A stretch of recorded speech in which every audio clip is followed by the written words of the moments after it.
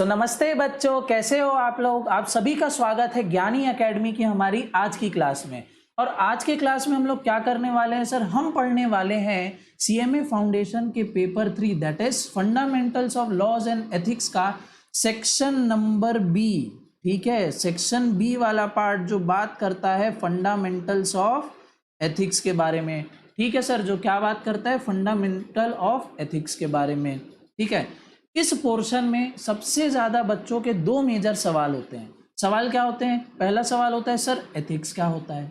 दूसरा, sir ethics से एक मिलता जुलता वर्ड होता है मोरल्स, वो क्या होते हैं सर। तो एथिक्स और मोरल के बीच का जो डिफरेंस है वो हमको समझ नहीं आता। डिफरेंस है भी कि नहीं है। कई लोगों को लगता होगा कि एथिक्स और मोरल्स दोनों अलग अलग होते हैं क्या? ठीक है, तो ऐसा भी कुछ लोगों को लगता होगा। तो क्या ये सारी बातें हैं, हम वो देखेंगे हमारी इस आज की क्लास में। तो बने रहना मेरे साथ लास्ट तक। गारंटी देता हूं इस मेरी क्लास को लेने के बाद, ठीक है, इस क्लास को पूरा देखने के बाद और आने वाले जो भी मैं इसको पार्ट्स में डालूंगा, 2 पार्ट और होंगे, ठीक है, उन दोनों को देखने के बाद तुमको इस चैप्टर में थोड़ा सा भी डाउट नहीं रह जाएगा और 30 में से तुम 25 अबव आराम से स्कोर करोगे। ठीक है, ठीक है। तो चलो भैया, आज का सेशन हम यहीं पे स्टार्ट करते हैं। ठीक है, आ जाओ। सबसे पहले जो टॉपिक है हमारा, topic number 1 ethics, meaning and importance. ठीक है, तो सिंपल भाषा में अगर मैं बोलूं तो एथिक्स क्या है। एथिक्स एक ऐसी वैल्यू है या एक इमोशन है जो हमारे सराउंडिंग से, ठीक है, जो हमारे सराउंडिंग से, हमारी सोसाइटी से, या हम जहाँ पे काम करते हैं हमारी प्रोफेशनल ऑर्गेनाइजेशन से हम मिलकर बनता है। ठीक है, किससे बनता है सर? हमारी सराउंडिंग से, ठीक है, या हमारी सोसाइटी से, या जिस पर्टिकुलर ऑर्गेनाइजेशन में हम काम कर रहे हैं उस ऑर्गेनाइजेशन से, उस प्रोफेशनल ऑर्गेनाइजेशन से मिला के हमारा एथिक्स बनता है। ठीक है, थोड़ा बहुत अभी आपको क्लियर हो रहा होगा। ठीक है सर, एथिक्स कैसे बनता है समझ गए। तो एथिक्स ऐसी वैल्यू है जो हमारे आसपास की चीज़ों से बनता है, जो हमको किस चीज़ में हेल्प करती है सर? हमको डिसीजन लेने में हेल्प करती है। ये क्या डिसीजन सर? ये डिसीजन लेने में हमको हेल्प करती है कि क्या चीज़, ठीक है, कि क्या चीज़ राइट है और क्या रॉन्ग है। ठीक है, एक बार फिर से बोलो, क्या चीज़ राइट है और क्या चीज़ गलत है। कौन सी चीज़ें सही हैं, कौन सी चीज़ें गलत है, इसको हम कैसे जज करें, हम कैसे डिसाइड करें कि हाँ एक पर्टिकुलर चीज़ सही है और एक पर्टिकुलर चीज़ गलत है। ये डिसीजन हमको लेने में कौन हेल्प करता है? एथिक्स। और एथिक्स कहाँ से बनते हैं सर? हमारे आसपास के माहौल से, हमारे आसपास के एनवायरनमेंट से। थोड़ा बहुत क्लियर हो गया? हाँ सर, क्लियर हो गया। छोटा सा डाउट बचा है अभी भी सर। चलो, तुम्हारे उस डाउट को भी मैं पकड़ता हूँ और तुम्हारे अंदर से मैं आंसर लेके आता हूँ। अब जो मैं पूछूंगा वो बताना। ठीक है, अब जो मैं पूछूंगा वो बताना। मुझे बताओ, ठीक है, मुझे बताओ कि क्या सड़क पे कचरा फेंकना सही है या गलत है? ठीक है, सड़क पे कचरा फेंकना सही है या गलत है? आप बोलेंगे सर बिल्कुल गलत है। ठीक है, चलो मान लिया भाई बिल्कुल गलत है। मुझे बताओ चोरी करना सही है कि गलत है? आप बोलेंगे सर बिल्कुल गलत है, चोरी नहीं करनी चाहिए, चोरी करना पाप है। बिल्कुल सर। मुझे ये बताओ, क्या दूसरों की हेल्प करना या आपके फ्रेंड की हेल्प करना सही है या गलत है? तो आप बोलेंगे सर ये बिल्कुल सही है। ठीक है, कोई गलत वाला मत हो, वरना एक ना एक बैक बेंचर जरूर होता है जो पीछे से चलाता है, गलत है, बिल्कुल नहीं करनी चाहिए। ऐसा कोई यहाँ पे मत हो। ठीक है, फ्रेंड की हेल्प करना है, किसी की भी हेल्प करना सही काम है। तो मेरे को बताओ, मैंने आपसे अभी ये 3 क्वेश्चन पूछे, ठीक है, तीनों का आंसर आपने मुझे सही या गलत में दिया। कैसे आपने जज किया? ठीक है, कुछ तुमने बेसिस लगाया होगा, कुछ दिमाग में सोचा होगा कि भैया क्यों ये चीज़ें सही है, क्यों ये चीज़ें गलत हैं। बस इसी को बोलते हैं एथिक्स। ठीक है, यही जो तुम्हारे मन के अंदर से आ रहा है, तुम्हारे अंदर से आ रहा है कि हाँ भैया ये काम गलत है और ये काम सही है, इसी को बोलते हैं एथिक्स। समझ रहे हो थोड़ा बहुत? ठीक है, आई होप थोड़ा बहुत तुमको क्लियर हो गया होगा। अब हम चलते हैं कि भैया तुम्हारी इंस्टीट्यूट क्या बोलती है एथिक्स के बारे में। ठीक है, अभी तक हमने खुद से समझा, जनरल भाषा में समझा कि भैया एथिक्स क्या है। एथिक्स वो वैल्यू है, वो इमोशन है जो हमारे सराउंडिंग से बनती है। ठीक है, जो सबके लिए एक जैसी होती है, जिससे हमको क्या चीज़ में हेल्प होती है? कोई डिसीजन लेने में हेल्प होती है कि कोई पर्टिकुलर एक्टिविटी सही है या गलत है। ठीक है, क्लियर है? अब देखो कि तुम्हारी इंस्टीट्यूट क्या बोलती है एथिक्स के बारे में। तो the study of ethics is a systematic science. भैया तुम्हारी इंस्टीट्यूट बोलती है the study of ethics is a systematic science. Sir systematic science मतलब क्या? सिस्टमैटिक साइंस मतलब कोई चीज है जो सिस्टम से बनते हुए आ रही है। ठीक है, मुझे बताओ क्या एथिक्स एक बार में बन गए होंगे क्या? नहीं सर। ठीक है, कुछ भी चीज अगर हम कोई लॉ बनाते क्या वो एक बार में ऐसे ही बन जाता है कि आज मैंने सोचा यार ये पेपर खाली दिख रहा है, इसमें ना मैं कुछ कुछ लिख देता हूँ, कुछ रूल्स रेगुलेशन लिख देता हूँ और ये लॉ बन जाएगा। ऐसे बनते हैं क्या लॉ? नहीं सर, लॉ बिल्कुल ऐसे नहीं बनता है। या कोई भी चीज ऐसे ही एक बार में अपने आप से बन जाती है क्या? एक फूल हो गया छोटा सा, एक ही बार में खिल जाता है क्या वो? नहीं सर, पहले वो कली होता है, धीरे धीरे खिल के वो एक फूल बनता है। तो वैसे ही एक सिस्टमैटिक तरीके से, ठीक है, एथिक्स की स्टडी क्या है? एक सिस्टमैटिक साइंस है, ये सिस्टमैटिक तरीके से चलती है। ठीक है, एथिक्स भी खुद एक सिस्टम से होते हुए बना है। क्या सिस्टम से होते बना है आगे वाली लाइन में पढ़ेंगे। ठीक है, it covers all human relationship in a society. ठीक है, जो क्या कवर करता है? सारे ह्यूमन रिलेशनशिप कवर करता है हमारी सोसाइटी में। फिर ethics also known as moral philosophy. ठीक है, एथिक्स को और क्या बोला जाता है? मॉरल फिलॉसफी भी बोला जाता है। ये जो सारे वर्ड्स आपको दिख रहे हैं आपकी स्क्रीन पे, इसको बहुत अच्छे से पढ़ेंगे, बहुत अच्छे से आपको ध्यान देना है। जो भी मैंने खास तौर पे रेड करके रखा है, ठीक है, बोल्ड रेड मैंने करके रखा है, ये बहुत इंपॉर्टेंट वर्ड है, इसी से आपके एग्जाम में क्वेश्चन बनने वाले हैं। क्लियर है बात? हाँ जी सर क्लियर है। तो आगे पढ़ते हैं सर। अभी तक हमने पढ़ा एथिक्स की स्टडी क्या है? सिस्टमैटिक साइंस है सर। ये क्या कवर करता है? सारे ह्यूमन रिलेशंस कवर करता है सर। ठीक है, एथिक्स को और हम क्या बोलते हैं? मॉरल फिलॉसफी, जो कि क्या है? फिलॉसफी की एक ब्रांच है जो क्या रखती है अपने अंदर, जो इन्वॉल्व क्या करती है? Structuring, defending and recommending the concepts of right and wrong conduct. ठीक है, एथिक्स मॉरल फिलॉसफी है, फिलॉसफी की एक ब्रांच है जिसके अंदर क्या होता है? जिसके अंदर होता है एक स्ट्रक्चर, ठीक है, स्ट्रक्चर या सिस्टम कह लो, ठीक है, वो होता है। फिर defending and recommending the concepts of right and wrong. ये क्या बात है सर? अभी समझा देता हूं आपको। स्ट्रक्चरिंग मतलब एक स्ट्रक्चर होता है, ठीक है, एवं ही कोई चीज कहीं से उठ के नहीं आ जाती। प्रॉपर कोई चीज हम पहले बनाते हैं एक सिस्टम के थ्रू। ठीक है, कोई चीज हमने बना लिया, कोई थॉट हमारे मन में आया, ठीक है, जैसे चोरी करना सही है या गलत है, ये थॉट हमारे मन में आया, ठीक है, ये हमारा स्ट्रक्चर यहाँ पे रेडी हो गया। क्लियर है बात? अब हम इसको क्या करेंगे? अब हमारा ये जो स्ट्रक्चर है इसको हम सर डिफेंड करेंगे। ठीक है, हम बताएंगे कि क्यों चोरी करना गलत है। ठीक है, हमने एक स्ट्रक्चर बनाया कि चोरी करना सही है या गलत है, हमने बोला गलत है। अब हम इसको डिफेंड करेंगे कि भैया चोरी करना गलत क्यों है। तो हम बताएंगे भैया इससे दूसरों का नुकसान होता है, दूसरे को सर हर्ट होता है। ठीक है, कोई बहुत मेहनत से कोई चीज कमा के अपने घर में सजा के रखता है, या भैया कोई हार्ड अर्न अपना मनी घर में रखता है, उसको तुम उस बिना उसकी परमिशन से चुरा लो, ले जाओ अपने फायदे के लिए, ये गलत है। हम क्या कर रहे हैं यहाँ पे? हम डिफेंड कर रहे हैं किसको? हमारे स्ट्रक्चर को। ठीक है, इसमें बहुत सारे सर कंक्लूजन्स निकलेंगे, ठीक है, कि भैया सही है कि गलत है। हम एक डिसीजन पे पहुंचेंगे डिफेंड करने के बाद। फिर जब हम एक डिसीजन पे पहुंच जाएंगे तब हम इसको अपनी सोसाइटी को रिकमेंड करेंगे। ठीक है, हम हमारे आसपास के लोगों को इसको रिकमेंड करेंगे, ये बताएंगे उनको कि भैया चोरी करना गलत है, सही काम नहीं है। ठीक है, ताकि हमारी सोसाइटी एक बेटर सोसाइटी बन सके और अच्छे से हम डेवलप हो सकें। क्लियर है? किसके कॉन्सेप्ट सर? राइट और रॉन्ग कंडक्ट के कॉन्सेप्ट को। ठीक है, जैसे मैंने तुमको पहले ही सिंपल भाषा में बताया कि एथिक्स वो वैल्यू है जिससे हम क्या डिसाइड कर सकते हैं कि भैया कोई हम जो एक्टिविटी कर रहे हैं, कोई कार्य अगर हम कर रहे हैं तो वो सही है या वो गलत है। ठीक है, ये डिसीजन पे आने को लिए हमको क्या हेल्प करता है? एथिक्स हेल्प करता है। क्लियर है सर? हाँ सर, अब क्लियर है, मुझे थोड़ा बहुत अब समझ में आ चुका है कि एथिक्स ऑलमोस्ट क्या चीज होती है। ठीक है, आगे बढ़ जाओ। The study of ethics can be divided into 4 operational areas, namely. भैया एथिक्स की स्टडी को हम 4 ऑपरेशनल एरियाज में डिवाइड कर सकते हैं। ये कौन कौन से 4 ऑपरेशनल एरिया? ये रहे, नंबर 1 है sir Meta ethics, number 2 normative ethics, number 3 descriptive ethics, और लास्ट हमारा अप्लाइड एथिक्स। ठीक है, क्या क्या? Meta ethics, descriptive ethics, normative ethics, applied ethics. याद हो गया हो तो बहुत अच्छी बात है, याद नहीं हुआ हो तो भैया मैं तुमको दे देता हूं यहाँ पे एक ज्ञान मंत्र जिससे तुमको ये याद हो जाएगा। तो ज्ञान मंत्र क्या है सर? ज्ञान मंत्र है तुम्हारा इसको याद करने का ये रहा तुम्हारी स्क्रीन पे डैम। ठीक है, एथिक्स को हमने 4 ऑपरेशनल एरिया में हमने डिवाइड किया है। उसको कैसे याद रखोगे सर? तो उसको याद रखोगे तुम हमारे इस ज्ञान मंत्र से, जो कि क्या है? डैम।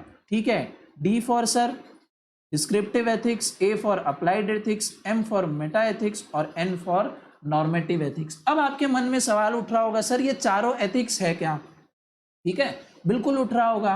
तो इसके लिए पहले मैं आपको एक छोटी सी इंफॉर्मेशन दे दूं कि आपकी जो इंस्टीट्यूट की मॉड्यूल है उसमें सिर्फ इन चारों का नाम है, कहीं भी डेफिनेशन या इसके बारे में फाउंडेशन लेवल पे नहीं बताया गया है। ठीक है, ठीक है, फाउंडेशन लेवल पे आपको इसके बारे में कुछ भी और एक्स्ट्रा डिटेल नहीं दी गई है। बट हम भैया सिर्फ एग्जाम पास करने के लिए थोड़ी ना पढ़ रहे हैं, हम यहाँ पे नॉलेज लेने के लिए भी पढ़ रहे हैं। ठीक है, तो इसलिए मैं आपको शॉर्ट में, बहुत ही ज्यादा शॉर्ट में मैं आपको एक्सप्लेन कर देता हूँ कि इन चारों का मीनिंग क्या होता है।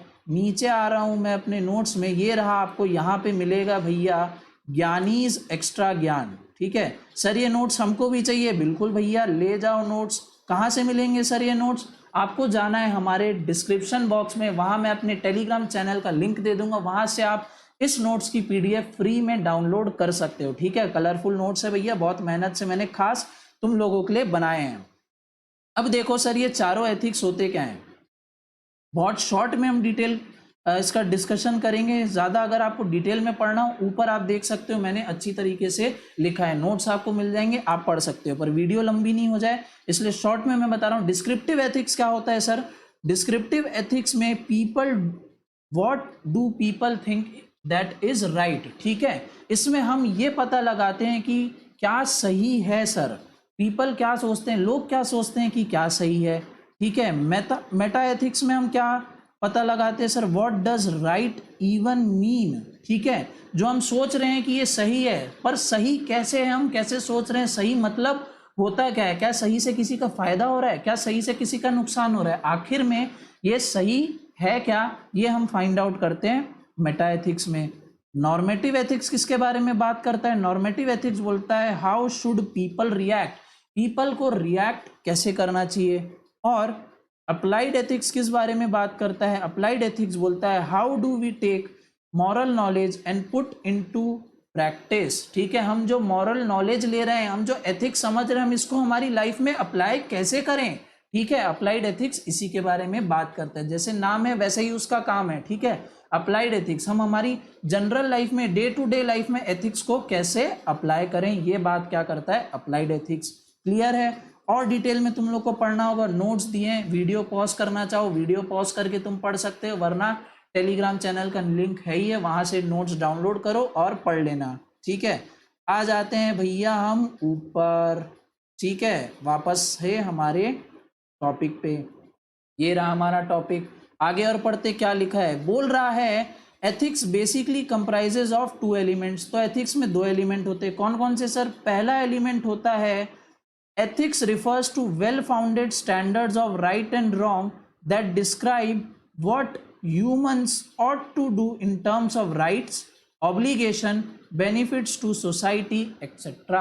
ठीक है, वही बात जो हम इस लेक्चर के, इस क्लास के स्टार्टिंग से डिस्कस कर रहे हैं कि भैया क्या सही है, क्या गलत है, इसका डिसीजन हमको लेना है। क्यों लेना है? ताकि इससे बेनिफिट हो सके, किसका? सोसाइटी का। बस वही बोल रहा है कि एथिक्स का सबसे पहला एलिमेंट ही ये है कि भैया हम ये पता लगा सकें, ठीक है, हम ऐसा स्टैंडर्ड सेट कर सकें जिससे हमको डिसीजन लेने में बहुत ही ज़्यादा हेल्प हो कि क्या सही है, क्या गलत है, क्या सोसाइटी के बेनिफिट के लिए और क्या सोसाइटी के बेनिफिट के लिए नहीं है। ठीक है, क्लियर है? दूसरी बात आ जाते हैं, secondly ethics refers to the study and development of one's ethical standard. ठीक है, एथिकल स्टैंडर्ड की स्टडी करना एथिक्स का दूसरा कंपोनेंट है। ठीक है सर, आ जाते हैं हम नीचे।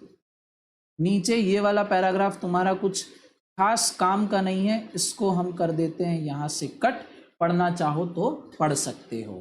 ठीक है, अब दूसरा सबसे इंपॉर्टेंट क्वेश्चन इस चैप्टर का कि सर एथिक्स हमने अभी तक समझ लिया क्या होता है, थोड़ा बहुत हमको समझ में आ गया। ठीक है, बट अभी भी हमको कंफ्यूजन है कि सर एथिक्स और मोरल्स में अंतर क्या है, कुछ अंतर है या दोनों एक जैसे हैं। ठीक है, क्लियर करता हूं इसको मैं एक छोटे से एग्जांपल से। सबसे पहले मैं पकड़ता हूं तुम्हारे कंफ्यूजन की जो जड़ है, उसको मैं टैप करता हूं। आखिर तुमको कंफ्यूजन है क्यों कि सर जो वर्ड है हमारा एथिक्स, ठीक है, जो वर्ड है हमारा एथिक्स और जो दूसरा वर्ड है हमारा मॉरल, उन दोनों में हमको कंफ्यूजन होता है। वो कंफ्यूजन क्यों होता है उसको मैं अभी टैप करता हूँ। ठीक है, वो कंफ्यूजन तुमको इसीलिए होता है क्योंकि ये दोनों वर्ड ऑलमोस्ट एक दूसरे से बहुत ही ज़्यादा सिमिलर हैं। ठीक है, सिमिलर इस सेंस में अगर मैं तुमको एग्जाम्पल दूं और मैं एग्जाम्पल में तुमको बोलूं कि it is ethical to be honest, ठीक है, क्या बोला मैंने, it is ethical to be honest, या मैं बोलूं it is moral to be honest, ठीक है, it is ethical to be honest या it is moral to be honest, तो आप बोलेंगे सर दोनों केसेस में आपकी स्टेटमेंट एकदम सही है। ठीक है, एकदम सही स्टेटमेंट है, ऑनेस्ट होना एथिकल भी है, ऑनेस्ट होना मोरल भी है। यहीं पे बस आपको कंफ्यूज होने लगता है कि सर दोनों का मीनिंग एक ही जैसा निकल के आ रहा है, तो दोनों में आखिर डिफरेंस क्या है। बस यही थोड़ा सा शब्दों के खेल में आप फंस जाते हो। एक और आपको थोड़ा सा मैं और एग्जाम्पल देता हूँ। ये कन्फ्यूजन आपको क्यों होता है, कन्फ्यूजन इसीलिए होता है क्योंकि दोनों वर्ड में बहुत सी सिमिलैरिटी है। ठीक है, पर ये दोनों वर्ड एक दूसरे के कंप्लीट रिप्लेसमेंट नहीं है। ठीक है, ध्यान से समझना मेरी बात को, ये वर्ड एक दोनों से एकदम सिमिलर है। कई केसेस में अगर मैं एक वर्ड को एथिक्स को मॉरल से रिप्लेस कर दूं या मॉरल को एथिक्स से रिप्लेस कर दूं तो एकदम सही साउंड करेगा। एक एग्जांपल मैंने अभी आपको दिया। क्यों? क्योंकि सर ये दोनों वर्ड एकदम सिमिलर है, पर 100% हर सिचुएशन में ये वर्ड एक दूसरे को सर हम इंटरचेंज नहीं कर सकते। ठीक है, हर सिचुएशन में हर सेंटेंस में हम इन दोनों वर्ड को इंटरचेंज नहीं कर सकते। कैसे? एक और एग्जांपल आपको देता हूं मैं। जैसे अगर मैं दो वर्ड लूं आपके सामने या दो एग्जांपल लूं, जैसे एक हो गया आस्था, दूसरा हो गया विश्वास। ठीक है, एक वर्ड क्या हो गया आस्था, दूसरा वर्ड हो गया विश्वास। अब अगर मैं सेंटेंस बोलूं कि मुझे ईश्वर में आस्था है, ठीक है, या मुझे भगवान में आस्था है, या दूसरा मैं सेंटेंस बोलूं मुझे ईश्वर में विश्वास है, या मुझे ईश्वर में विश्वास है या ईश्वर में आस्था है, दोनों सेंटेंस मैंने बोले, आपने बोला कि सर दोनों सेंटेंस बिल्कुल सही है। पर इसी की जगह अगर मैं थोड़ा सा सेंटेंस घुमा के बोलूं, मैं बोलूं कि भैया आज इंडिया और ऑस्ट्रेलिया का क्रिकेट मैच चल रहा है, मुझे आस्था है कि आज इंडिया जीतेगी। ठीक है, मुझे पूर्ण आस्था है कि इंडिया आज जीतेगी, या मैं बोलूं कि मुझे पूरा विश्वास है कि इंडिया आज जीतेगी, तब आप बोलेंगे सर विश्वास वाला सेंटेंस तो आपका एकदम सही था, पर जो आपने बोला कि मुझे आस्था है आज इंडिया जीतेगी, थोड़ा सा अजीब साउंड कर रहा है। ठीक है, ये थोड़ा सा अजीब साउंड कर रहा है। ये इसीलिए हो रहा है क्योंकि आस्था और विश्वास भी जो दो वर्ड हैं ये एक दूसरे से बहुत ज़्यादा सिमिलर है, पर एक दूसरे के कंप्लीट रिप्लेसमेंट ये हर सिचुएशन में नहीं हो सकता। सेम एथिक्स और मोरल, ये भी वही चीज़ है सर। ये दोनों वर्ड भी एक दूसरे से एकदम सिमिलर है, पर कंप्लीट रिप्लेसमेंट हर सिचुएशन में नहीं है एक दूसरे के। तो ये है आपकी कंफ्यूजन की जड़। इसलिए आपको लगता है कि सर दोनों तो सेम है, पर दोनों में बेटा कुछ अंतर है। क्या अंतर है सर? तो आओ इसको समझते हैं। इसको मैं आपको दो तरीके से समझाता हूं। अगर मैं लूं पहला केस, और अगर मैं सब्जेक्ट की स्कोप की बात करूं, ठीक है, अगर मैं स्कोप की बात करूं तो मैं बोलूंगा कि सर जो एथिक्स है इसका स्कोप बहुत बड़ा है, वेयर एज जो हमारे मोरल्स है उसका स्कोप छोटा है। ठीक है, क्लियर है? एथिक्स जो है उसका स्कोप बहुत बड़ा है, और भैया हमारे जो मॉरल वैल्यूज़ हैं या मॉरल हैं उसका स्कोप बहुत छोटा है। ठीक है, क्लियर है? अगर दोनों का मैं कंपैरिजन करूं तो भैया एक डिफरेंस तो इनमें ये हो गया, हम एथिक्स के अंदर पढ़ते हैं, हम एथिक्स के अंदर ये चीज़ पढ़ते हैं कि क्या भैया चीज़ मॉरल है, क्या इमोरल है, और क्या भैया अनमोरल है। ठीक है, हम एथिक्स के अंदर ये चीज़ें पढ़ते हैं कि क्या भैया मॉरल है। ठीक है, मॉरल मतलब जिससे किसी का फ़ायदा हो रहा हो, जैसे मेरे पास कोई हेल्प मांगने आया, ठीक है, तो मैंने उसकी हेल्प कर दी, तो जो मैंने जो काम किया वो बिल्कुल मॉरल कहलाएगा। इमोरल क्या हो गया सर? मेरे पास कोई हेल्प मांगने आया और मैंने उसको डांट के भगा दिया कि भग जा यहाँ से, मैं तेरी हेल्प नहीं करूँगा, या चला जा यहाँ से, मैं तेरी हेल्प नहीं करूँगा।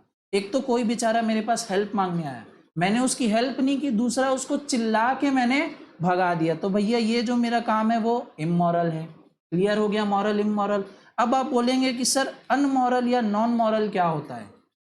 तो ऐसे कोई भी काम जिससे ना किसी का फायदा हो रहा हो ना किसी का नुकसान हो रहा हो, इसको हम बोल देते हैं अनमोरल। ठीक है, जैसे मैं गाने सुन रहा हूँ, ठीक है, या मैं डांस कर रहा हूँ, इससे ना किसी का फायदा हो रहा है ना किसी का नुकसान हो रहा है। मैं पानी पी रहा हूँ, मैं अपने कपड़े धो रहा हूँ, ठीक है, इससे किसी का ना फायदा हो रहा है ना नुकसान हो रहा है, तो या ना ये ना तो मॉरल है ना तो इमोरल है। क्लियर हो गया? इससे हमने ये समझा कि भैया एथिक्स का स्कोप मॉरल से बहुत ज़्यादा बड़ा है। हम एथिक्स के अंदर समझते हैं कि मॉरल इमोरल ये सब चीज़ें क्या होती हैं। अब आ जाता हूं मैं आपको दूसरे सेंस में समझाने की कोशिश करता हूं ताकि आपके मन में और ज़्यादा क्लैरिटी आए। ठीक है, और ज़्यादा आपके मन में क्लैरिटी आए। अब एक कहानी सुनना। सपोज करो कि आप सीएमए बन चुके हो, ठीक है, मान लो भैया कि आप सीएमए बन चुके हो, यस करेंगे। पैसा ही पैसा होगा। ठीक है, हाँ पैसा बहुत होगा, गाड़ी भी होगी, बहुत बड़ा घर भी होगा, ठीक है, उसकी टेंशन मत लो। अभी मानो कि तुम सीएमए बन चुके हो, आपके पास आता है आपका फ्रेंड, ठीक है, ये आप हो, ठीक है, ये आप हो, और आपके पास आया आपका बेस्ट फ्रेंड, जिगरी फ्रेंड, ठीक है, वो बोल रहा है भाई मैंने एक कंपनी खोल के रखी है, ठीक है, मैं बहुत टाइम से अपनी कंपनी को चला भी रहा हूँ, पर मेरी कंपनी ना यार कुछ ठीक से काम नहीं कर रही, प्रॉफिट उसमें ज़्यादा जनरेट हो नहीं पा रहा है, मुझे पैसों की बहुत ज़्यादा ज़रूरत है, मैं सोच रहा हूँ पब्लिक से शेयर के थ्रू पैसा ले लूँ, बट पब्लिक जब मेरी बैलेंस शीट देखेगी, ठीक है, या मेरे कॉस्ट अकाउंट्स देखेगी, तो वो उनको पता चल जाएगा कि ये कंपनी तो प्रॉफिट कमा ही नहीं रही है, ठीक है, मेरी कंपनी जो है प्रॉफिट कमा ही नहीं रही है, तो कोई मेरी कंपनी में इन्वेस्ट करेगा नहीं, मेरी हालत बहुत ख़राब है, 4 साल से मेरी कंपनी लॉस में जा रही है। भाई तू तो कॉस्ट का, अकाउंट्स का तू एक्सपर्ट है, तू कुछ एक ऐसा जादू चला दे मेरी कंपनी में, तू एक काम कर, कॉस्ट कम कर दे, प्रॉफिट बढ़ा दे। ठीक है, आपका दोस्त आपसे बोल रहा है भाई तू एक ऐसा जादू चला दे मेरी कंपनी में कॉस्ट कम कर दे और प्रॉफिट बढ़ा दे, ताकि लोग मेरी कंपनी में इन्वेस्ट करें, मुझे पैसा मिले, मैं अपना बिजनेस रन कर पाऊं। अगर मेरे पास पैसा नहीं आया तो भाई मुझे मेरा घर बार बेचना पड़ेगा, मैं रोड में आ जाऊंगा। ठीक है, ऐसी सिचुएशन आपके सामने है, आपका बेस्ट फ्रेंड आपके पास आके आपको ये सब चीज बोल रहा है। भूलना मत, ये वही बेस्ट फ्रेंड है जब आप बहुत ज्यादा नीड में थे तब इसने आपकी हेल्प करी थी। आपके पास सीएमए के भैया एग्जाम फॉर्म भरने के पैसे नहीं थे, इसने लाके आपको उस टाइम दिए थे, इसके वजह से आप सीएमए हो आज। ठीक है, आपके पास क्लास करने के पैसे नहीं थे भैया, आपके इस बेस्ट फ्रेंड ने आपको क्लास के पैसे दिए। क्लियर है? आप जो भी हो समझ लो आज इसी फ्रेंड की वजह से हो, आज इस फ्रेंड के पास ऐसी ऐसी सिचुएशन आ चुकी है। अब इस सिचुएशन में आप क्या करोगे? आपके पास दो ऑप्शन है, या तो आप आपके फ्रेंड की मदद करो, एक नकली बैलेंस शीट बना दो, नकली कॉस्ट अकाउंट्स बना दो, भैया बहुत कम कॉस्ट दिखा लो, एसेट एकदम भर भर के दिखाओ, ऐसा दिखाओ कि कंपनी में बहुत ज़्यादा प्रॉफिट हो रहा है, ठीक है, या आप उसको मना कर दो कि भैया मैं ऐसा नहीं कर सकता, ठीक है, मैं गलत अकाउंट्स नहीं बना सकता। ऐसी सिचुएशन में बताओ आप क्या करो? कंफ्यूज हो रहे हो थोड़ा सा? बस यही जो अंतर आ रहा है ना आपके मन में, यही जो कंफ्यूजन आ रहा है आपके मन में, यही कंफ्यूजन है एथिक्स और मोराल के बीच का। आप क्या बोल रहे हो वो समझ में नहीं आ रहा है। वो क्या नीचे सबटाइटल भी नहीं है ना? क्या कंफ्यूजन है बताता हूं मैं। अगर मान लो इस सिचुएशन में, मान लो इस सिचुएशन में आपने आपके दोस्त का काम कर दिया, ठीक है, एक नकली balance sheet, books of account सब बना के दे दिया, जिससे वो मार्केट में शेयर इशू करे तो उसको कोई दिक्कत नहीं आए, तो इस सिचुएशन में भैया आप एथिकल बिल्कुल नहीं हो, मॉरली आप बिल्कुल सही हो, ठीक है, मॉरली आप बिल्कुल सही हो, बट आप एथिकल नहीं हो। ठीक है, अगर आपने मना कर दिया कि भैया मैं तेरी हेल्प नहीं कर सकता, मैं झूठी बैलेंस शीट नहीं बना सकता, तो इस सिचुएशन में आप एथिकल हो, आप मॉरल नहीं हो, बिल्कुल नहीं हो। कैसे नहीं हो सर? अगर नेट नेट में बात करूं और अगर मैं एथिक्स और मोरल को एक डायग्राम के थ्रू रिप्रेजेंट करूं कुछ इस तरीके से, ठीक है, जहां पे ये वाला पार्ट एथिक्स का है, ये वाला पार्ट आपके मॉरल का है, तो कहीं बीच में आपको ये वाला पार्ट भी मिलेगा जहां दोनों चीज़ें, एथिक्स भी होंगी और आपके मोरल भी होंगे। ठीक है, आप मॉरल भी होगे और आप एथिकल भी होगे, ऐसी सिचुएशन भी आपके लाइफ में आएगी। जैसे मैंने ऊपर वाला एग्जांपल दिया, आपने भैया बैलेंस शीट बना के दे दी, आप एथिकल नहीं रहे बट आप मॉरल रहे। ठीक है, अगर आपने बैलेंस शीट नहीं बना के दी तो आप मॉरल नहीं रह गए पर आप एथिकल जरूर रह गए। ठीक है, आपने अपने एथिक्स को फॉलो किया पर आपने मॉरल को फॉलो नहीं किया। ठीक है, क्लियर है। पर जीवन में ऐसी सिचुएशन भी आएगी जहां आप एथिकल भी रह सकते हो, आप मोरल भी रह सकते हो। कैसे? मान लो अगर आपका यही फ्रेंड आपके पास आए और बोले कि भैया तू मेरी बैलेंस शीट और सारे अकाउंट्स का काम कर दे, ठीक है, इसने सही सही आपको इन्फॉर्मेशन दी, तो आपके मन में कोई कुछ क्लैश ही नहीं आएगा कि भैया ये तो सब इन्फॉर्मेशन जैसी बता रहा है वैसी बिल्कुल सही है, मैंने देखा है, इसकी इतनी बड़ी फैक्ट्री, इसके पास इतने एसेट्स हैं, इतने इसके क्रेडिटर है, इतने इसके डेटर हैं। आप सही सही भैया उसकी बैलेंस शीट या सारे अकाउंट्स बना के दे दोगे। तो इस सिचुएशन में आप क्या हो? आप एथिकल भी हो और आप मॉरल भी हो। ठीक है, आप एथिकल भी हो, मॉरल भी हो। बट अगर ऊपर वाली सिचुएशन बन जाती है तो उसमें आपको दोनों में से कोई एक चूज करना पड़ेगा, और यही अंतर होता है एथिक्स और मोरल के बीच में। ठीक है, और क्या अंतर होता है सर? इसको हम और अच्छी तरीके से समझते हैं हमारे डिफरेंस बिटवीन की टेबल से, जो मैंने यहाँ बना के रखी। बट उसके पहले जो बातें आपकी इस नोट्स में लिखी हैं उसको पढ़ लेते हैं। सबसे पहले यहाँ बोल रहा है कि भैया हमको ध्यान देना है कि जो एथिक्स और जो मोरल्स हैं ये सुनने में प्लूरल लगता है बट ये है सिंगुलर वर्ड। क्लियर है? सुनने में ये प्लूरल लगता है। क्यों प्लूरल लगता है सर? क्योंकि इसके पीछे एस लगा है। अगर मैं बोलूँ एप्पल तो आप बोलेंगे सिंगुलर है, अगर मैं बोल दूँ एप्पल्स तो आप बोलेंगे कि ये प्लूरल हो गया। वैसे ही इसमें एस लगा है तो एस लग जाने से यहाँ पे ये बोल रहा है कि एस लग जाने से ये प्लूरल जरूर साउंड करता है पर ये है सिंगुलर। ठीक उसी तरीके से जैसे हम पॉलिटिक्स या इकोनॉमिक्स बोलते हैं। क्लियर है? आगे बढ़ जाओ। मॉरल से यहाँ मतलब बता रहे हैं sir, moral refers to mainly guiding principle and ethics refers to specific rules and action और बिहेवियर। ठीक है, अब ये मैं अगर बात तुमको पहले से बता देता तो तुम शायद ये बात नहीं समझ पाते। अब मैंने स्टोरी से आपको बताया, आप अच्छी तरह समझ गए होंगे। अभी भी कोई डाउट है? चलो एक एग्जांपल आपको और दे देता हूँ।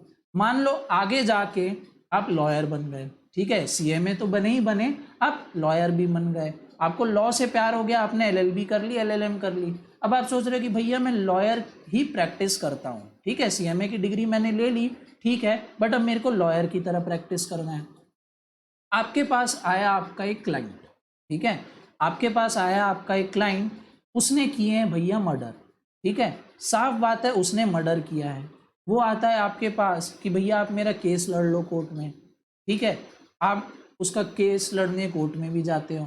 ठीक है, अब मुझे बताओ, अब मुझे बताओ, एक लॉयर के होते हुए, ठीक है, एक लॉयर के होते हुए आपकी रिस्पॉन्सिबिलिटी क्या बनती है? आपके क्लाइंट के तरफ से फाइट करना। ठीक है, उसने गलत किया सही किया ये एक लॉयर को कभी भी नहीं सोचना होता है। ठीक है, ये लॉयर को कभी भी डिसाइड नहीं करना होता है कि उसका क्लाइंट सही है या गलत है। डिसीजन देने का काम किसका है? जजमेंट देने का काम किसका है? जज का है। वो बताएगा कि सही है गलत है, आपको बस आपके क्लाइंट की तरफ से फाइट करना होता है कोर्ट में। ठीक है, तो अब आपका जो क्लाइंट है उसने मर्डर किया है ये तो तय है। सामने जो आपका वकील है, ठीक है, उनके जो क्लाइंट है उनके ही भाई का किसी ने मर्डर कर दिया है, जिसने मर्डर किया है वो आपका क्लाइंट है। क्लियर है? अब आप कोर्ट में गए, आप देख रहे हो कि भैया जिसके फैमिली में मर्डर हुआ है वो सब लोग भी आए हैं, बहुत परेशान है। ऑफ कोर्स सी बात है, किसी का मर्डर हो जाएगा तो कोई खुश होगा नहीं। ठीक है, बहुत टेंस माहौल है, बहुत दुखी माहौल है। अब ऐसे में आपके मन में आता है कि भैया क्या मैं जो अपने क्लाइंट के लिए लड़ रहा हूँ, क्या मैं इसको बचा रहा हूँ, ये सही है या गलत है?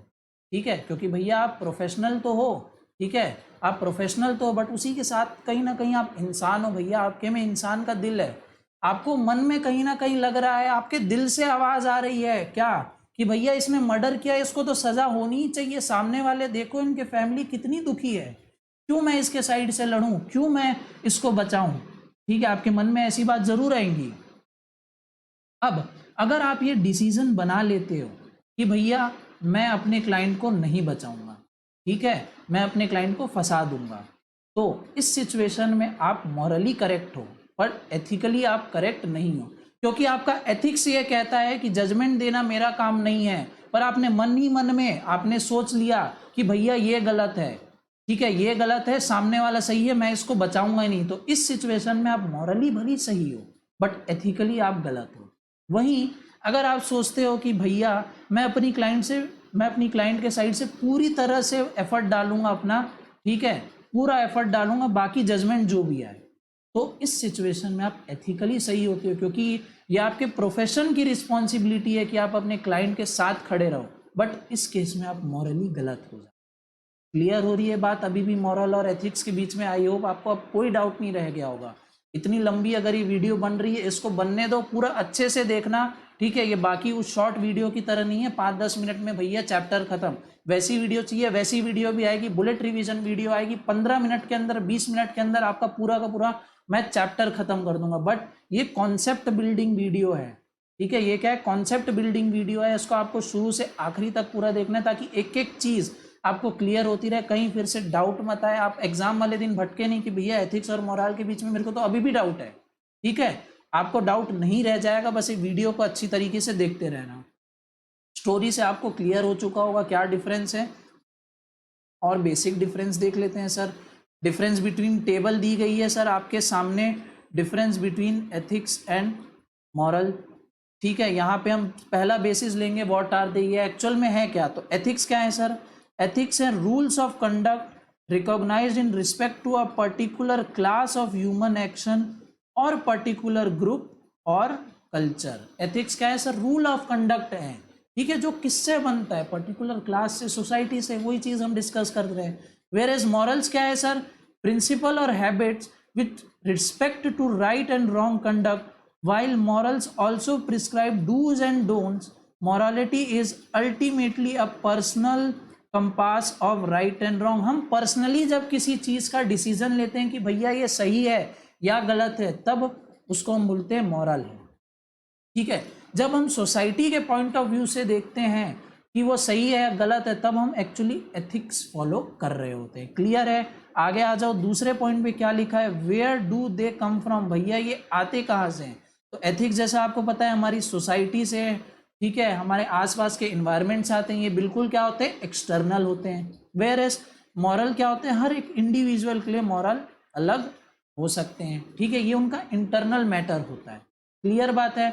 आपको हो सकता है, लग सकता है एग्जाम में चीटिंग करना बिल्कुल सही है, ठीक है, आपको लग सकता है एग्जाम में चीटिंग करना सही है, वेयर एज आपके दोस्त को लग सकता है कि एग्जाम में चीटिंग करना बिल्कुल गलत है, ठीक है, सबके अपने अपने मॉरल होते हैं जो इंडिविजुअली उनके अंदर से आते हैं।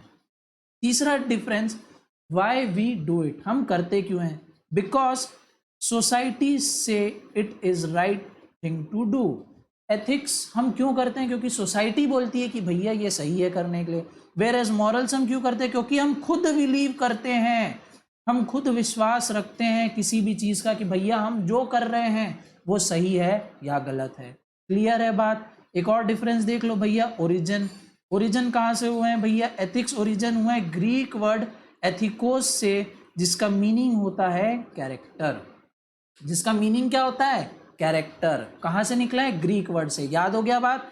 मॉरल कहाँ से निकला है भैया? मॉरल निकला है ग्रीक वर्ड मॉस से, जिसका क्या मतलब है? कस्टम, ठीक है, जिसका क्या मतलब है? कस्टम। तो ये एक और डिफरेंस हो गया। और डिफरेंस देता हूँ ना तुम लोग को, ये लो आओ भैया, और डिफरेंस आपके सामने में। एथिक्स किससे डील करते हैं भाई?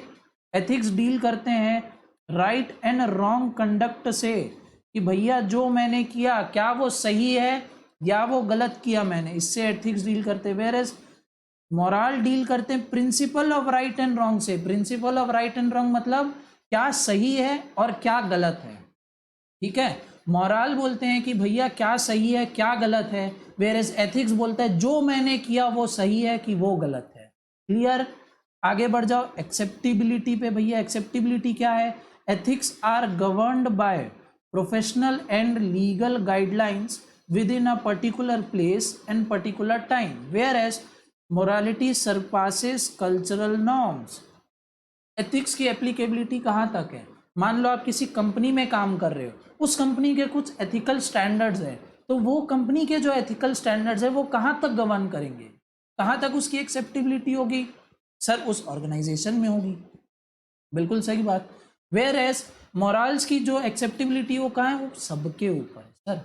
ठीक है, जो जो भी कल्चर का पार्ट है, जो जो भी उस पर्टिकुलर एनवायरनमेंट का पार्ट है, सबके ऊपर मॉरल की एक्सेप्टेबिलिटी है। क्लियर। दूसरा आ जाओ सर फ्लेक्सिबिलिटी पे। Ethics are dependents on others for definition, they tend to be consist within a certain context but they can vary between context। ठीक है, एथिक्स किस पे सर डिपेंड करता है, कॉन्टेक्स्ट पे डिपेंड करता है एथिक्स। कैसे, जैसे अगर मैं बोल दूं कि भैया किसी का मर्डर करना गलत है या सही है, आप बोलेंगे सर गलत है किसी का मर्डर करना। बट मैं अगर बोलूं कि आपने सेल्फ डिफेंस में किसी का मर्डर कर दिया, तो आप क्या बोलेंगे कि सर सेल्फ डिफेंस में मर्डर किया है, फिर तो ठीक है। ठीक है, आपने सेल्फ डिफेंस में कोई एक्शन लिया जिससे सामने वाले की डेथ हो गई, तो क्या वो एक्शन सही है या गलत है, सही है सर।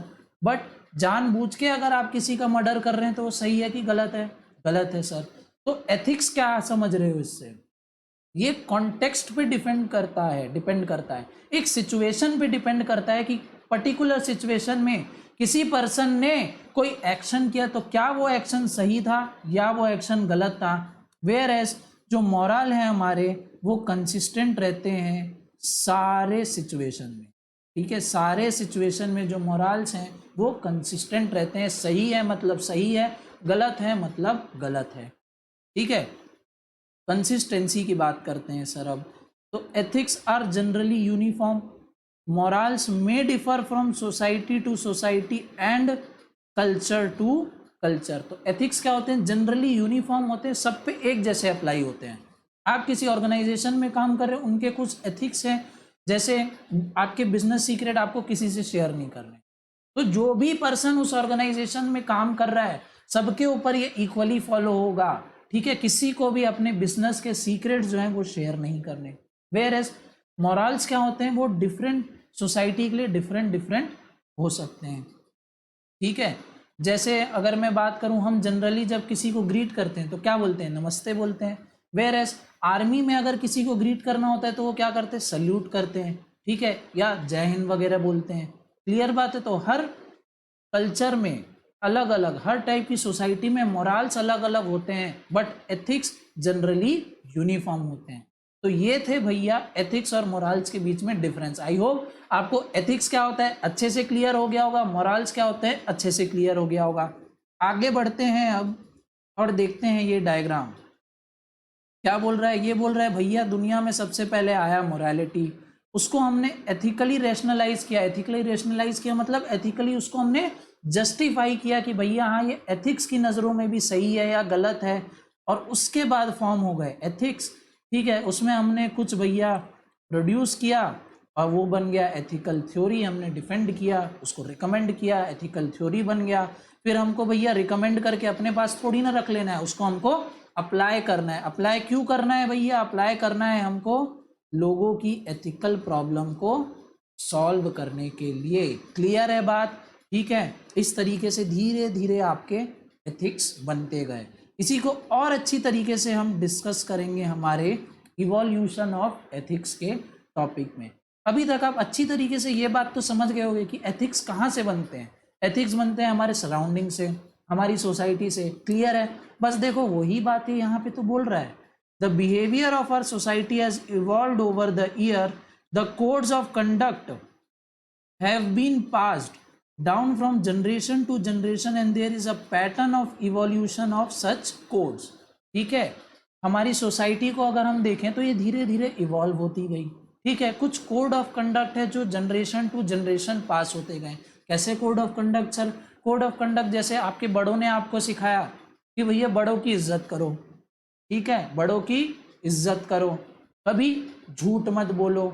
ठीक है, अब आप आने वाली जनरेशन को भी तो यही चीज सिखाओगे कि भैया बड़ों की इज्जत करो, झूठ मत बोलो, चोरी नहीं करो, मिलावट मत करो, करप्शन मत करो, यही सब चीज़ आप सिखाओगे। बस यही बोल रहा है ये यहाँ पे कि धीरे धीरे हमको जो कुछ कोड ऑफ कंडक्ट है जनरेशन बाय जनरेशन पास होते गए, हमारी सोसाइटी इवॉल्व होती गई।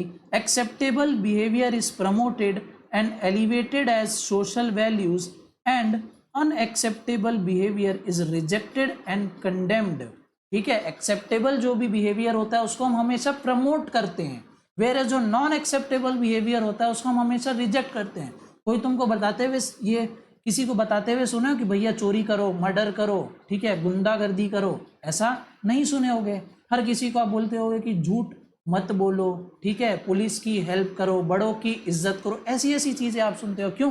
क्योंकि अच्छी वैल्यू सोसाइटी में रिकमेंड की जाती है, ठीक है, उसको आगे लाया जाता है, वेयर एज बुरी चीज़ों को पीछे किया जाता है। ठीक है, आप कभी भी ये नहीं सुनोगे कि भैया चोरी करो, बम ब्लास्ट कर दो। हाँ हाँ, पाकिस्तान में पढ़ रहे हो तो बात अलग है, ठीक है। फॉर एग्जाम्पल अगर हम बोले तो in olden times there was a custom of child marriage, ठीक है, पुराने ज़माने में भैया चाइल्ड मैरिज का एक कस्टम होता था which was completely normal for the society, but today it is a punishable offense. This shows that the society has evolved humanly and condemned the act as unacceptable and morally disgraceful। ठीक है, मैंने अभी बोल रहा था कि भैया society evolve हुई, ठीक है, सोसाइटी ग्रोथ की। कैसे ग्रोथ की? ये देखो, ये रहा एग्जाम्पल। पहले के ज़माने में आपको भी पता है चाइल्ड मैरिज होती थी, बट धीरे धीरे हम इवॉल्व किए, ठीक है, हमें समझ आई कि भैया चाइल्ड मैरिज सही बात नहीं है, ठीक है, चाइल्ड मैरिज सही बात नहीं है, ठीक है, इस तरह से हम इवॉल्व हुए। दूसरी चीज़, सती प्रथा होती थी पहले, ठीक है, या फीमेल बच्चों को मार दिया जाता था उनके बर्थ लेने के बाद ही, ठीक है। अब ये सब चीज़ें होती हैं क्या? नहीं होती है सर। इनके खिलाफ हमने कानून बनाए, स्ट्रिक्ट लॉज बनाए ताकि ये सब चीज़ें ना हो। तो इस तरीके से हम धीरे धीरे हम इवॉल्व होते गए। आगे पढ़ते हैं। The laws of the countries are framed on the basis of customs of it society. भैया कंट्री के लॉ कैसे बनते हैं? सोसाइटी के कस्टम से बनते हैं। Penalties are given for immoral actions that contradict the established laws. ठीक है भैया, कोई लॉ तोड़ता है तो उनको पेनल्टी दी जाती है, ठीक है, उनके ऊपर पेनल्टी हम लगा देते हैं कि भैया इतना आपको फाइन देना पड़ेगा, इतना रुपीज़ आपको देना पड़ेगा, 3 साल की 4 साल की आपको जेल हो जाएगी। आगे, law ensures that the law abiding citizens are protected from negative consequences of the law breakers। ठीक है, लॉ ये इंश्योर करता है कि जो व्यक्ति कानून को मान रहा है उसके साथ कभी कुछ बुरा ना हो, उसके ऊपर कभी कोई नेगेटिव कॉन्सिक्वेंस उसको फेस ना करना पड़े। Slowly, in the name of religion and peace, in the name of religion people started believing in God and customs were introduced। ठीक है भैया। The objects of social code of conduct is to maintain, promote and evaluate harmonious relationship। जैसे respect your elder is one such code। Respecting elders maintains a peaceful relationship in the society। It is because of its beneficial effects it is considered as one of the fundamental values to be cultivated। ठीक है, वही बात यहाँ पे ये repeat कर रहा है कि भैया धीरे धीरे सोसाइटी इवॉल्व होती गई, कुछ अच्छे अच्छे वैल्यूज़ हम में ऐड होते गए। उसका एक एग्जांपल इसने दे दिया रिस्पेक्ट योर एल्डर्स का, ठीक है, और ज़्यादा कुछ बात इसमें है नहीं। अगर एग्जाम में क्वेश्चन पूछ ले कि सोसाइटी का इवोल्यूशन एथिक्स का इवोल्यूशन कैसे हुआ, तो सोसाइटी के थ्रू हुआ, ठीक है। अगर पूछ ले सोसाइटी कैसे इवॉल्व हुई, इसका कोई एग्जाम्पल दे दो, तो क्या एग्जाम्पल आप दे सकते हैं? कोई भी एग्जाम्पल आप दे सकते हो, या कुछ भी अगर एमसीक्यू आता है तो कुछ भी एग्जाम्पल जो आपको अप्रोप्रिएट लगे आप टिक मार्क बिल्कुल कर सकते हो उसको। क्लियर है? आ जाओ नीचे, और हमारे आज के लेक्चर के लास्ट टॉपिक में जो कि क्या बोल रहा है भैया, एप्लीकेशन ऑफ एथिक्स। सर आज का हमारा ये लास्ट टॉपिक है, बिल्कुल ये लेक्चर का हमारा ये लास्ट टॉपिक है। आगे के टॉपिक कवर करूंगा मैं अगली वीडियो में। क्लियर है? आगे आ जाओ अब एप्लीकेशन ऑफ एथिक्स में। ये कुछ खास उतना ज़्यादा इंपॉर्टेंट टॉपिक नहीं है, मेन चीज़ बस ये क्या बोल रहा है, बस ये मैंने हाईलाइट करके रखा है, बोल्ड करके रखा है, इसी को पढ़ लो। Ethics in the practical sense is known as moral action and it is applied discipline that deals with a particular human action and also evaluates to what extent it is compatible with the general principle। ठीक है, application of ethics मतलब ethics हमने पढ़ लिया, अब हम इसको apply करना है, ठीक है। जब तक हम एथिक्स को अप्लाई नहीं करेंगे, ये देखो यहाँ पे लिखा है the relevance of ethics is in its application. भैया एथिक्स का रिलेवेंस ही उसके एप्लीकेशन में, अगर हम ढंग से, ठीक है, ठीक सिचुएशन में अगर हम एथिक्स को अप्लाई नहीं कर रहे हैं तो हमारे एथिक्स का कोई मतलब ही नहीं है। क्लियर है? एथिक्स का एप्लीकेशन ही उसकी रिलेवेंस को बताता है। जैसे फॉर एग्जाम्पल यहाँ पे दिया गया है, for instance killing a man is wrong. ठीक है, किसी को भी मारना, किसी का मर्डर कर देना, it is wrong, but we approve the killing of enemy in war by the government. ठीक है, approve killing of an enemy in a war and the government honours the act with medals of bravery. देख लो भैया, कहाँ पे किस हिसाब से एथिक्स को लगाया जा रहा है। अगर मैं बोलूं किसी को मारना गलत है या सही है, आप बोलेंगे गलत है, बट वहीं हमारे देश के जवान, ठीक है, हमारे वीर सिपाही अगर बॉर्डर पे एनिमी को मार देते हैं तो वो वहां पे सही हो जाता है। ठीक है, उनको गवर्नमेंट मेडल देती है। आप किसी को भी सड़क चलते एक पत्थर फेंक के देखो ना, तब आपको पता चलेगा कि आपने सही किया या गलत किया। बट यहाँ तो हमारे सोल्जर्स एनिमी को जान से ही मार दे रहे हैं, पर उनको गवर्नमेंट क्या कर रही है उस केस में? उनको रिस्पेक्ट दे रही है, उनको मेडल दे रही है, उनको ऑनर कर रही है। क्यों? एथिक्स के चक्कर। ठीक है, एथिक्स के कारण ही उनको ये ऑनर मिल रहा है, क्योंकि हम एथिक्स को सही कॉन्टेक्स्ट में वहां पे यूज कर रहे हैं। यही बोलना चाह रहा है एप्लीकेशन ऑफ एथिक्स। एथिक्स को अप्लाई करना उसकी रिलेवेंस पे ही डिपेंड करता है कि भैया आप किस सिचुएशन में किस हिसाब से अपने एथिक्स को लगा रहे हो। This is due to the fact that such an act served a higher principle than it is the protection of countryman. Clear है बातें? सारे टॉपिक अभी तक जो हमने पढ़े एक बार उसको फिर से रिवाइज कर लेते हैं, कहीं आप भूल ना जाए।